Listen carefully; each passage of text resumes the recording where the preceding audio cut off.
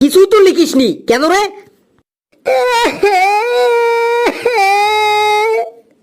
কি হলো রে, কাঁদছিস কেন তুই?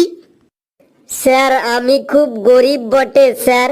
সকাল 4টের সময় ঘুম থেকে উঠে নিউজ পেপার দিতে যাই, তারপর 6টার সময় ঘরে ঘরে দুধের প্যাকেট দিতে যাই, তারপর 8টার সময় ঘরে ঘরে চা দিতে যাই, তারপর 9টার সময় স্কুলে আসি, স্কুল থেকে বাড়ি গিয়ে 4টের সময় আবার চা দিতে যাই, তারপর সন্ধ্যাবেলা আবার ঘরে ঘরে পকোড়া আর মুড়ি দিতে যাই।